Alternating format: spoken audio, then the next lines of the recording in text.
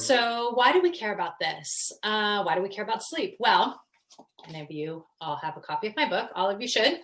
Um, you will learn from that book about my relationship with my father and his illness and what his lack of sleep, his diet, his nutrition, his stress level, his lack of exercise, how it all played a part in creating this perfect storm of his Alzheimer's disease.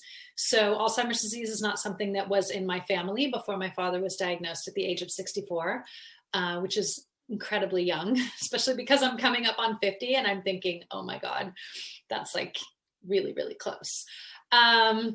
But my dad is a fighter. He is still, fighting this disease with lifestyle choices, keto diet and sleep and exercise and daily meditation. And, he's not going to win the fight, but he's certainly elongated his life to be able to spend more time with his kids, with his grandchildren. My brother's wife finally just had a baby. It took him a long time, and my father was able to be there and hold the baby, and just a beautiful thing. So sleep plays a huge part in your overall health and well-being. So fundamentally, if your sleep is off, then the rest of your health is off, because you are going to crave awful foods. If your sleep is off, you are going to be, more inclined to have depression and anxiety. You're not going to feel motivated to exercise if your sleep is off.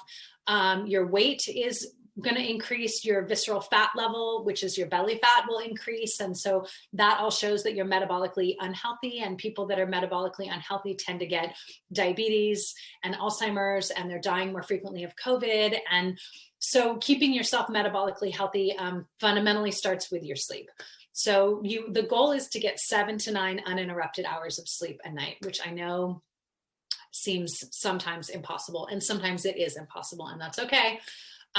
Because when you reset your sleep, it's about working towards the progress, not working towards perfection. But that's the goal of progress, is to get 7 to 9 uninterrupted hours. So that means you don't get up to use the bathroom. It means your dog doesn't wake you up. Your kid doesn't wake you up. Your husband snoring doesn't wake you up. The light coming in doesn't wake you up.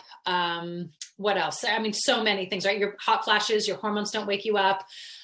So it can be troubling and sometimes difficult to get there, but that's the path that you want to try to aim towards. And then you want to make choices in your life. That's why we're doing this reset program. You want to reset your life so that you can work yourself towards that. Because if you can get a good night's sleep, everything else is easier. It's easier to pick healthy foods. It's easier to work out.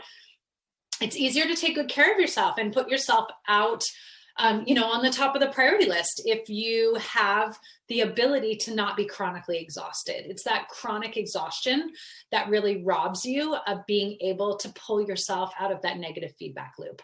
So we're going to talk about the things that you can do to help yourself sleep 7 to 9 uninterrupted hours every night. So we're going to talk about your sleep sanctuary. We're going to talk about your stages of sleep, and a sleep journal, and just the things that you can do to not only get yourself in a position where 7 straight hours or 8 straight hours is really comfortable for you and something that you're doing, 5 out of 7 nights, but also when you're not doing it, how do you troubleshoot yourself back to doing it? So we really want to look at what types of healthy habits and patterns and things that you have that can help you stay on track and bring you back when you fall off. So get ready to dive into your sleep. And in fact, just even talking about it makes me feel a little sleepy.